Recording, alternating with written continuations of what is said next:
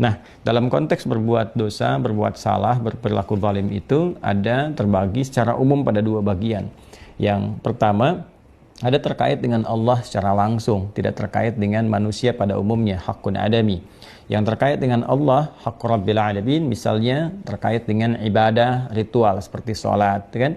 Pernah meninggalkan sholat misalnya dengan sengaja, pernah tidak menunaikan puasa Ramadan, kaitan hal-hal ibadah ritual, maka Anda bertobat kepada Allah Subhanahu wa taala dengan sungguh-sungguh, berjanji tidak mengulanginya lagi dan meningkatkan ketaatan kepada Allah, menambah ibadah sunnah dan mengganti apa yang sesuai dengan ketentuan syariat mesti diganti.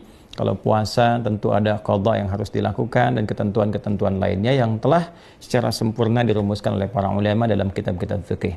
Jika dosa yang dilakukan, perbuatan zalim yang pernah dikerjakan dan kita berlindung kepada Allah dari perbuatan demikian terkait dengan hak anak cucu Adam, hakun adami, maka jalan yang harus dilakukan adalah diselesaikan dulu dengan manusia dimaksud, dengan orang dimaksud.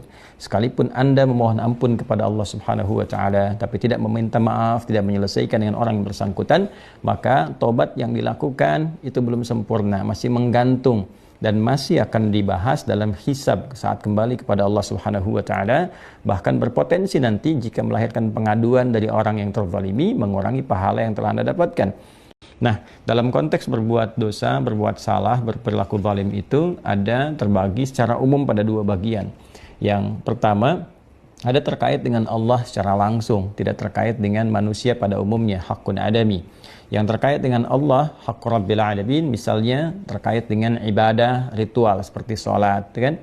Pernah meninggalkan sholat misalnya dengan sengaja, pernah tidak menunaikan puasa Ramadan, kaitan hal-hal ibadah ritual, maka Anda bertobat kepada Allah Subhanahu wa taala dengan sungguh-sungguh, berjanji tidak mengulanginya lagi dan meningkatkan ketaatan kepada Allah, menambah ibadah sunnah dan mengganti apa yang sesuai dengan ketentuan syariat mesti diganti. Kalau puasa tentu ada qadha yang harus dilakukan dan ketentuan-ketentuan lainnya yang telah secara sempurna dirumuskan oleh para ulama dalam kitab-kitab fikih.